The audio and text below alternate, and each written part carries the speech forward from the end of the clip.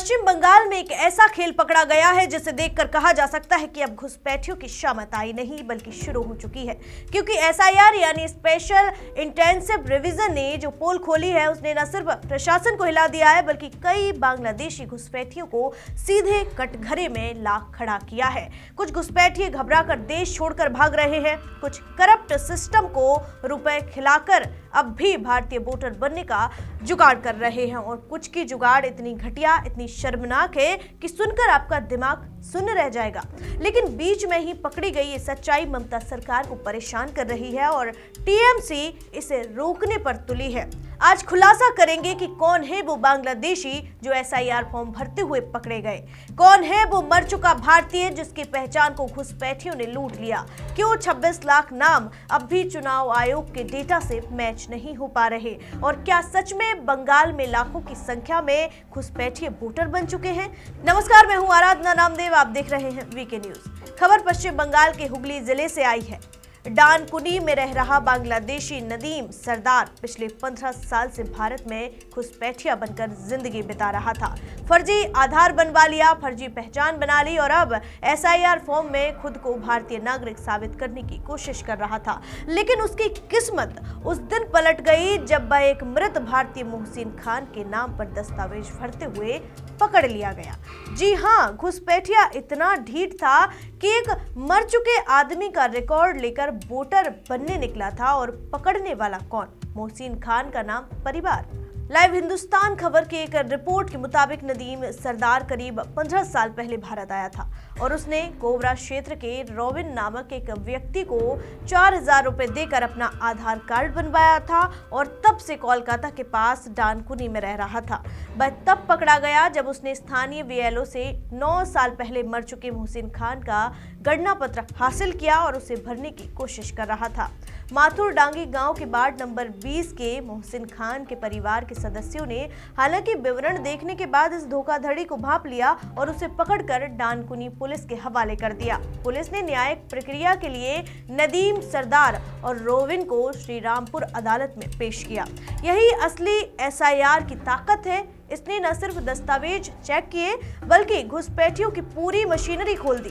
कुछ दिन पहले ही खुलासा हुआ था कि कैसे घुसपैठियों ने भारतीय लड़कियों से शादी करके ससुर को ही बाप लिखकर वोटर कार्ड हासिल करने की कोशिश की। लेकिन एसआईआर की सख्ती यहाँ भी भारी पड़ी। फर्जी पहचान, फर्जी रिश्ते, सबका भंडाफोड़ हो गया और भारतीयों को अपना फर्जी बाप बनाने वाले बांग्लादेशी घुसपैठिए भी बच नहीं पाए।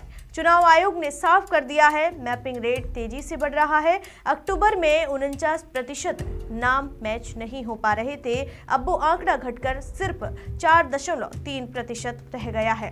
ये 4.3% मतलब 26 लाख नाम जो किसी भी राज्य के पिछले रिकॉर्ड से मैच नहीं हो रहे हैं। और यहीं पर सवाल उठता है, क्या ये वही घुसपैठिए हैं जिन्हें लेकर बंगाल में राजनीति गरमाई हुई है?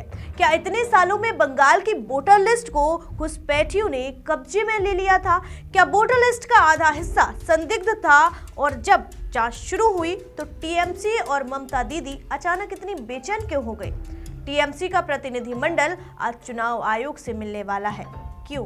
क्योंकि एसआईआर की रफ्तार एकदम रॉकेट स्पीड से बढ़ी है और रिपोर्ट कह रही है कि टीएमसी को अपने वोटर्स कम होते दिख रहे हैं। अब टीएमसी सवाल उठा रही है कि आयोग घुसपैठियों की आड़ में वैध नागरिकों को परेशान कर रहा है, लेकिन जनता पूछ रही है कि 26 लाख नाम आखिर कहां से आए? क्या इतने लोग बंगाल में अचानक पैदा हो गए या ये पिछले 20 से 25 सालों में जारी घुसपैठ का नंगा सच है? बंगाल के साथ साथ राजस्थान में भी एसआईआर की वजह से चमत्कार हुआ। भीलवाड़ा में एक 60 साल के उदय सिंह रावत जो 40 साल पहले हादसे में गायब हो गए थे, एसआईआर फॉर्म भरने आए और अपने परिवार से मिल गए। कभी कभी मशीनरी सिर्फ गलती नहीं पकड़ती, किस्मत भी बदल देती है। लेकिन यही एसआईआर बंगाल में घुसपैठ का सच खोलकर सामने रख रही है। अब सवाल पूछना जरूरी है, क्या 26 लाख नामों का मैप नहीं होना सिर्फ तकनीकी गड़बड़ी है? क्या पिछले 20 से 25 सालों में घुसपैठियों ने वोट बैंक बनाकर राजनीति तय की है? क्या फर्जी वोटर कार्ड, फर्जी आधार, फर्जी पहचान यही पारा पॉलिटिक्स का सच है? और सबसे बड़ा सवाल, जब एसआईआर घुसपैठियों को पकड़ रहा है तो टीएमसी इसे रोकना क्यों चाहती है? बंगाल की राजनीति में यह पहली बार हो रहा है कि सिस्टम खुद सिस्टम को बेनकाब कर रहा है। अगर एसआईआर पूरी तरह लागू हो गया तो जिनकी राजनीति घुसपैठियों के वोट पर चलती थी, उनकी राजनीति ही खत्म हो जाएगी। पश्चिम बंगाल में एसआईआर अब सिर्फ एक फॉर्म भरने की प्रक्रिया नहीं रह गई है, ये घुसपैठियों की पहचान का सबसे बड़ा औजार बन चुका है। बांग्लादेशी नेटवर्क फर्जी पहचान भ्रष्ट अधिकारी सबकी पोल खुलने लगी है और अब 26 लाख नाम मैच नहीं होते तो ये सवाल पूछना गलत नहीं।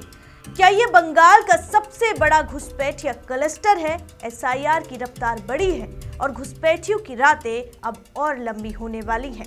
इस रिपोर्ट में फिलहाल इतना ही। आगे इस खबर पर जो भी अपडेट होगा आप तक जरूर पहुंचाएंगे। देखते रहिए वीके न्यूज। मुझे दीजिए इजाजत। शुक्रिया। वीके न्यूज, राष्ट्र के नाम।